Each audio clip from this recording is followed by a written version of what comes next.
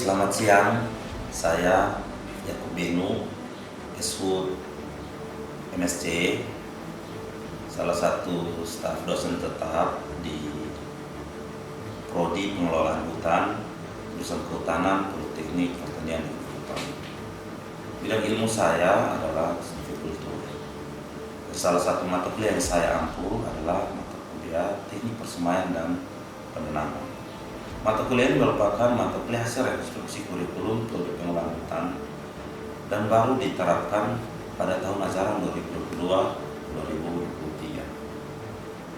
Dalam melaksanakan kegiatan perkuliahan, saya menggunakan metode DIA, Delivery, Interaction, dan Assessment.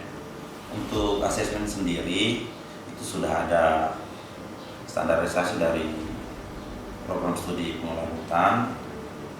Untuk kuis dan tugas, bobotnya adalah 10%, sedangkan UTS dan UAS bobotnya adalah 40%. Nah, dari mata kuliah ini ada beberapa komponen yang diharapkan atau capaian pembelajaran mata kuliah yang lebih spesifik. Yang pertama adalah mahasiswa mampu meningkatkan mutu kehidupan melalui pemahaman teknik persemaian dan penanaman yang tepat. Yang kedua, mahasiswa diharapkan menguasai perencanaan pembuatan persemaian dan dalam pengelolaan hutan. Yang ketiga, mahasiswa mampu menguasai konsep dasar teknik persemaian dan penanaman dalam mendukung pelaksanaan silvikultur untuk pengelolaan hutan lestari. Yang keempat, mahasiswa mampu mengaplikasikan teknik produksi bibit dalam pengelolaan hutan lestari. Yang kelima, mahasiswa mampu menyusun dan melaksanakan kegiatan perencanaan dan penanaman tanaman hutan dalam pengelolaan hutan. Nah, yang keenam adalah mahasiswa mampu melaksanakan pemeliharaan hutan sebagai tindakan silvikultur dalam pengelolaan hutan. Dan yang terakhir adalah mahasiswa mampu melakukan evaluasi tanaman hutan yang menjadi tanggung jawabnya sebagai seorang kepala. Nah, untuk deskripsi dari mata kuliah teknik dan persemaian dan penanaman ini, bahwa mata kuliah ini merupakan mata kuliah wajib bagi mahasiswa semester 3 program studi pengelolaan hutan, jurusan Kehutanan, Politeknik Pertanian dan Perhutani. Mata kuliah ini mengembangkan konsep dasar dan aplikasi persemaian dan penanaman tanaman hutan yang secara garis besar mencakup pembuatan persemaian, pembibitan tanaman secara vegetatif dan generatif, dan tahapan penanaman hutan di lapangan. Nah, adapun beberapa materi pembelajaran yang ada pada mata kuliah ini dimulai dari yang pertama, perencanaan desain dan pembangunan persemaian. Yang kedua, pengelolaan persemaian. Yang ketiga, produksi bibit tanaman hutan. Yang keempat, analisa usaha persemaian. Yang kelima, penilaian mutu bibit tanaman hutan. Yang keenam, perencanaan penanaman tanaman hutan. Yang ketujuh, penanaman tanaman hutan. Yang kedelapan, pemeliharaan tanaman hutan. Dan yang terakhir adalah evaluasi tanaman hutan. Untuk sistem pembelajaran sendiri terdapat 3 sistem. Yang pertama adalah proses belajar di kelas. Yang kedua adalah penugasan terstruktur. Kebiasaan saya itu saya menggunakan review literatur yang saya tugaskan ke mahasiswa. Dan yang ketiga adalah kegiatan mandiri. Biasanya saya memberikan tugas pada pertemuan sebelumnya untuk dikumpulkan pada pertemuan berikutnya. Dan untuk metode pembelajaran sendiri, saya menggunakan metode ceramah, diskusi, kolaboratif, review literatur, dan presentasi. Nah, demikian gambaran umum dari mata kuliah teknik persemaian dan penanaman ini. Berikut ini adalah cuplikan bagaimana saya mengajar di kelas. Selamat menyaksikan. Terima kasih ya sudah membantu.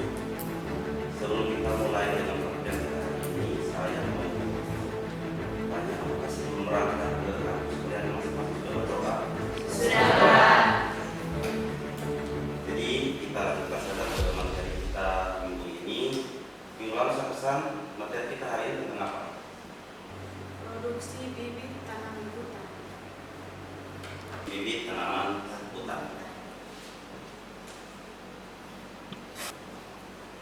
baik. Jadi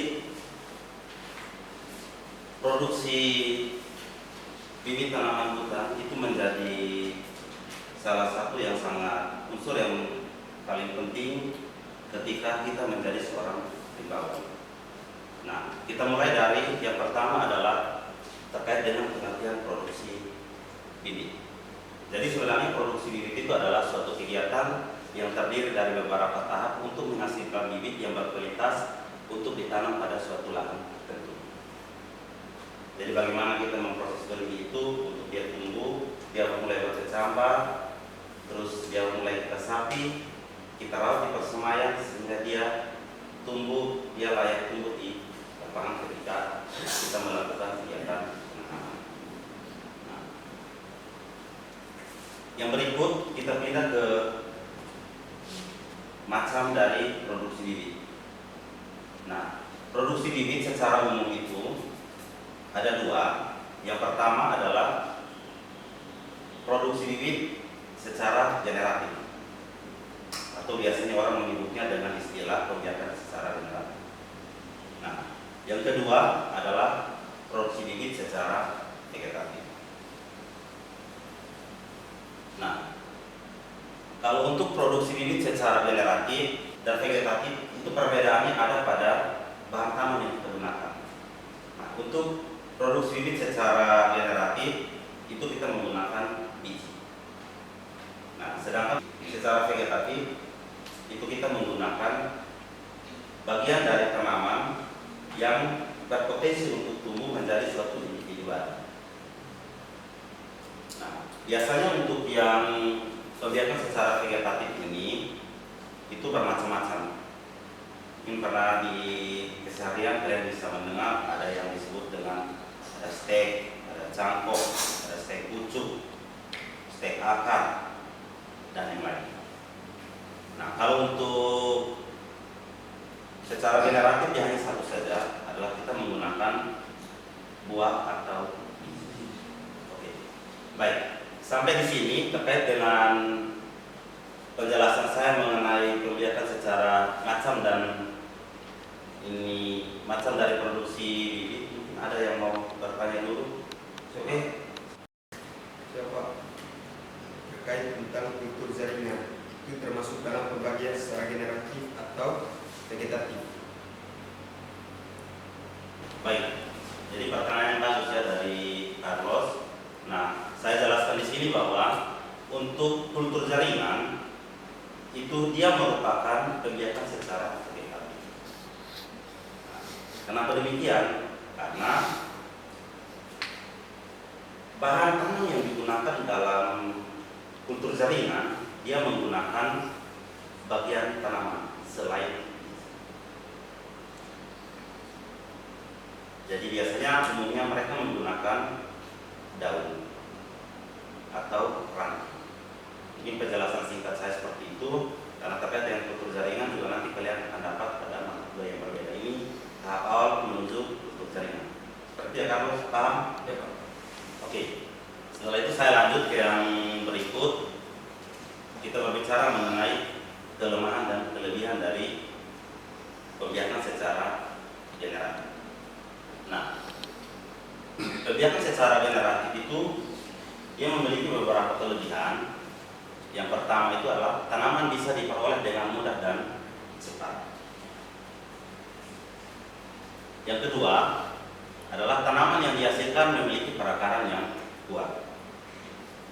Karena apa? Kalau dari generatif biasanya umumnya dia memiliki akar tunggang. Sedangkan dari kegiatan secara vegetatif dia hanya memiliki akar serat, tidak memiliki akar tunggang. Yang berikutnya adalah memiliki keragaman genetik yang digunakan untuk pemeliharaan tanaman. Jadi dia memiliki keragaman genetik karena berarti yang kita bahwa generatif itu dia adalah perpaduan dari gamet jantan dan gamet betina. Yang berikutnya adalah tahan penyakit yang berasal dari tanah. Jadi dia lebih tahan dibandingkan dengan kegiatan secara vegetatif. Nah, yang berikutnya lagi adalah varietas-varietas baru dapat dengan mudah diperoleh dengan jalan menyilang. Jadi perselangan ini untuk kita mencari sifat-sifat unggul dari setiap jenis yang ada. Jadi kita kawinkan, setelah itu kita kecambahkan, terus kita tanam untuk ketika dia bertumbuh menjadi tanah individu yang baru, kita bisa tahu dia memiliki sifat unggul yang mana.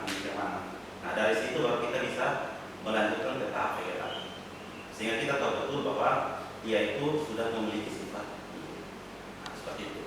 Nah, walaupun demikian bahwa pembiakan secara generatif itu juga memiliki kekurangan atau kelemahan. Nah, ini adalah beberapa item kekurangan dari pembiakan secara generatif. Yang pertama bahwa tanaman baru yang dihasilkan belum tentu memiliki sifat yang sama seperti induknya. Karena seperti yang saya bilang tadi, dia mewarisi sifat dari kedua induknya, jantan dan betina. Yang kedua adalah varietas baru yang muncul belum tentu baik. Kalau induknya satu jelek, otomatis yang dan dia mewarisi itu tetap jelek. Tidak bisa, agak sulit untuk diprediksi. Yang berikutnya, terkhusus untuk tanaman buah, dia waktu berbuahnya lebih lama. Yang berikutnya, kualitas tanaman baru akan diketahui ketika tanaman telah berbuah. Ini juga masih fokus pada tanaman buah. Kalau kita di dunia kehutanan, kita lihat bentuk batangnya mulus, tidak bengkok-bengkok, itu ketika dia sudah tumbuh besar atau sudah pada tingkat tiang atau pohon. Nah, yang berikut atau yang terakhir adalah dibutuhkan waktu yang relatif lebih lama hingga diperoleh bibit yang siap tanam. Kenapa? Karena dia harus memiliki umur tertentu dulu, baru dia bisa ada proses penggunaan. Mungkin kalian pernah lihat di sekitar kita, kalau kita baru tanam, terkadang 5 tahun belum ada bunga. Nanti dia pada umur sekitar 20 tahun baru dia bisa memiliki. Nah, seperti itu. Nah, di sini yang berikutnya lagi kita masuk ke tahapan produksi bibit secara generatif. Nah, di sini ada beberapa tahapan. Yang pertama, kita mulai dari yang paling dasar adalah sebelum kita memproduksi bibit, pertama yang kita lakukan adalah persiapan media tabur. Nah, media tabur yang kita gunakan ini umumnya digunakan dengan menggunakan air biasa.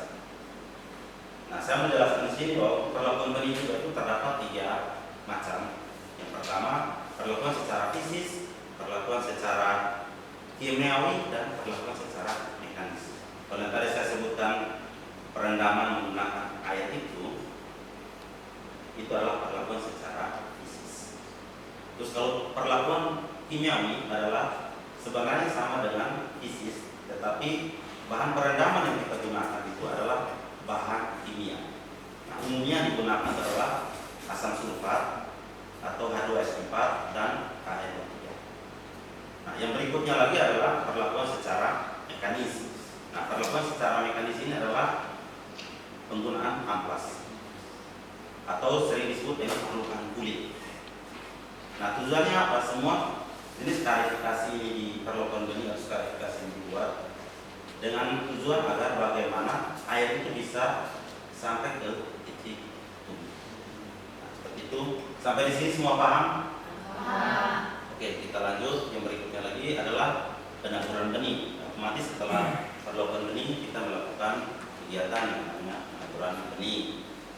Nah, umumnya kalau sambil menunggu kegiatan penaburan benih, maka yang perlu kita persiapkan adalah media sapi. Nah, media sapi di sini juga perlu saya tekankan bahwa media sapi untuk setiap tanaman itu tidaklah sama. Pasti ada yang bilang bahwa ini masih bisa tumbuh, Pak. Oke, memang bisa tumbuh. Tetapi ketika kita melakukan kegiatan produksi, kita harus mencari mengatur media tanaman yang paling optimal untuk suatu jenis. Nah, seperti itu. Yang berikutnya lagi adalah setelah media sapi sudah ada, terus benih yang kita taruh sudah berkecambah, kegiatan terakhir yang kita lakukan adalah penyapian semain. kita pindahkan dari media tabur ke media sapi.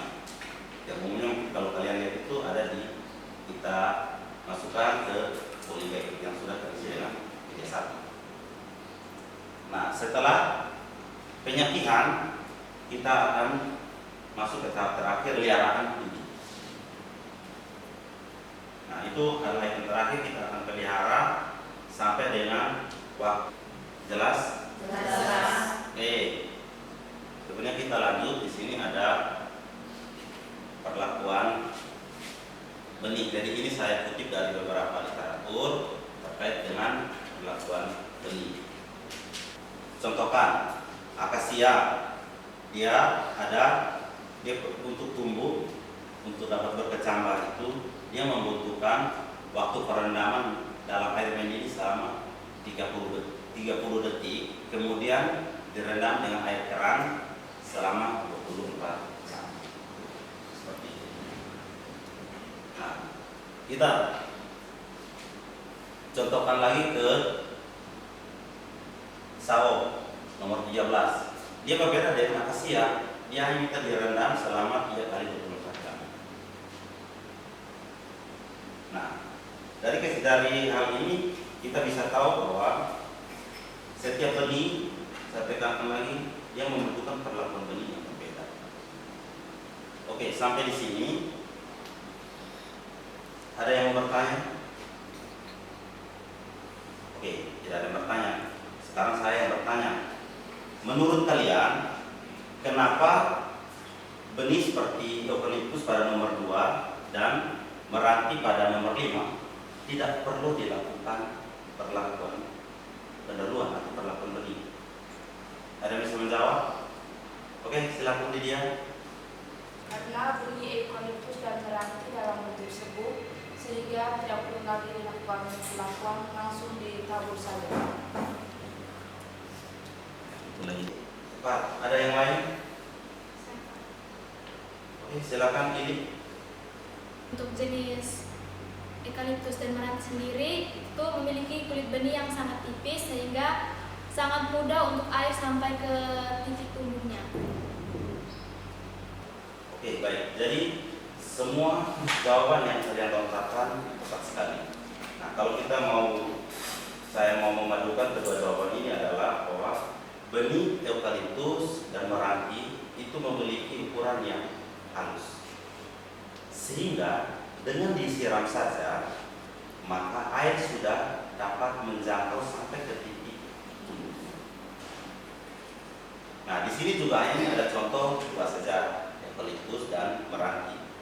Tetapi masih banyak jenis lain lagi yang ukuran benihnya itu mikro. Satu bahasa pasarnya kita sebut dengan ukuran yang halus. Contohnya ada air putih. Oke, jelas? Jelas. Oke, kita lanjut. Yang berikutnya ini adalah ilustrasi bagaimana proses kita membuat suatu kegiatan pendaburan sampai dengan kecambah itu siap sapi. Jadi yang pertama adalah media tabur harus menggunakan pasir sungai yang telah diayak dengan ayakan 5 mm. Ini yang umum digunakan itu adalah media taburnya adalah pasir dan perlu diayak. Nah, yang kedua bahwa untuk tebal pasir tabur untuk benih yang berukuran kecil 10 cm dan untuk benih lembut dengan ketebalan 5 sampai dengan 7 cm. Terus yang ketiga adalah media lain yang dapat digunakan adalah media lumpur atau kokopit. Nah, mungkin kalau kokopit tetapi kalau lumpur ada yang bertanya-tanya, kenapa kita harus menggunakan media lumpur? Nah, sebenarnya kenapa menggunakan media lumpur? Media lumpur ini tujuannya adalah diterapkan pada jenis yang kulit luarnya terlalu tebal, sehingga dengan adanya lumpur maka akan terjadi pelunakan. Contohnya apa? Yang saya pastikan contohnya itu sebelum ditemukan stratifikasi yang lebih modern itu pada jenis jati. Coba kalau kalian kelupas kulit dari biji jati itu, kalau kita kelupasnya seperti gabus, padahal bijinya itu kecil sekali di dalam, sebesar biji sengon laut. Nah, itu sehingga dia perlu menggunakan media lumpur. Yang berikutnya adalah kita perlu menggunakan fungisida sistemik untuk pencegahan tumbuhnya jamur pada media tabur. Nah, kalau kita menggunakan fungisida ini ketika kita tidak melakukan sterilisasi media, mungkin tidak punya waktu dan lain-lain, ketika kita medianya siap, kita lakukan saja dengan penyiraman fungisida. Ya, aman sehingga tidak ada benih yang kita kecambahkan tidak terkena jamur. Nah, yang berikutnya lagi adalah ada ini opsional, selain kalau kita menggunakan media fungisida, maka kita bisa juga melakukan penjemuran pada media yang akan digunakan sebagai media tabur. Ini tadi sudah saya jelaskan bahwa metode penaburan itu adalah yang pertama perlu dipertimbangkan ukuran benih dan daya kecambah. Itu perlu. Nah, sebelum saya lanjut di sini, saya mau tanya dulu, ada yang tahu apa itu daya kecambah? Oke, silakan dari Riong. Kalau yang saya tahu itu Pak, kemampuan benih untuk bertumbuh. Mungkin dari yang ada jawaban yang lain? Ada Pak. Oke, silakan. Daya itu beda. Daya kecambah adalah kemampuan benih untuk berkecambah dan tumbuh secara normal. Ya, jadi daya kecambah itu secara benih itu mampu tumbuh. Tetapi yang lebih tepat lagi adalah bagaimana ini benih itu tumbuh dan berkecambah secara normal. Karena tidak bisa dipungkiri bahwa dalam kehidupan sehari-hari terkadang kita kalau kita mau mengecambahkan benih banyak yang kecambah, tapi ada yang normal dan ada yang tidak normal. Nah, yang sederhana kita lihat seperti ini, bahwa nanti ketika kita praktek nanti kalian akan lebih jelas beberapa jenis yang akan kita pakai. Nah, ketika kita mengecambahkan, kita akan lihat bahwa ada yang warnanya hijau, ada yang warnanya putih. Nah, yang putih itu adalah kecambah yang tidak normal. Terus ada yang muncul kotiledonnya hanya satu. Yang normal itu kotiledonnya harus dua. Jelasnya seperti itu.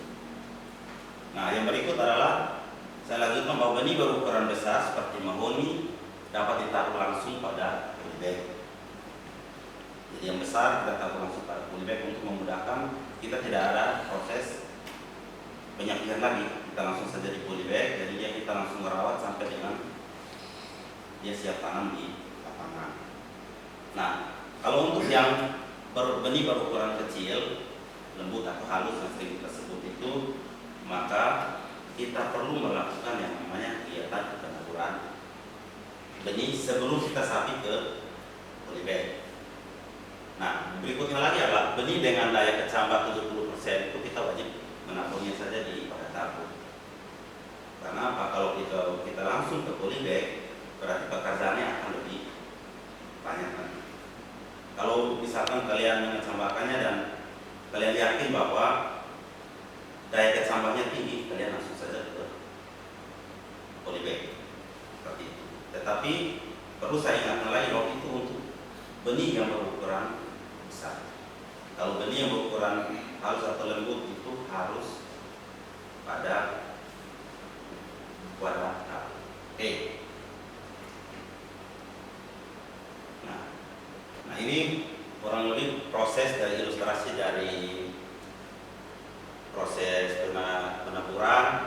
Yang kedua ini adalah bahwa cara penaburan kalau yang di bagian pertama itu terlalu sangat jarang. Yang kedua terlalu sangat padat.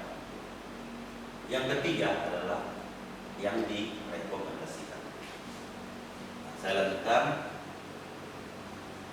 Nah, ini adalah beberapa proses dalam persiapan media sapi.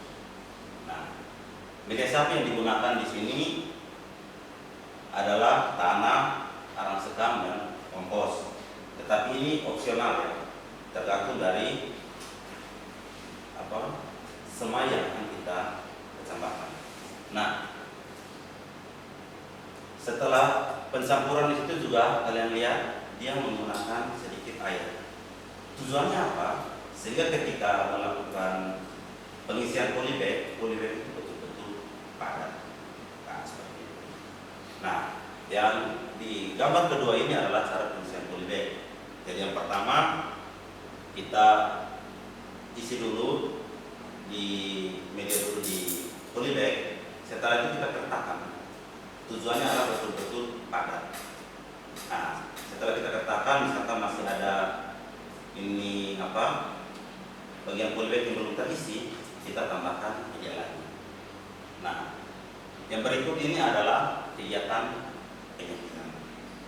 Jadi kegiatan penyampaian di sini pertama kita bawahi dulu potret atau polybag yang akan kita gunakan sebagai wadah sapi. Nah, setelah itu kita masukkan ini kecambahnya, dan berikutnya lagi kita rapatkan tanah agar betul-betul tidak ada perenggangan antara tanah dan akar dari semai yang telah kita masukkan ke polybag itu. Dan yang terakhir adalah kita melakukan kegiatan penyiraman. Nah, yang berikutnya lagi adalah beberapa kesalahan dalam kalian kita mengisi polybag. Jadi yang direkomendasikan itu adalah yang tercentang di bawah. Jadi dia tidak boleh kembung samping, dan dia juga tidak boleh terlalu harus betul-betul padat tetapi tidak kembung. Nah, seperti itu.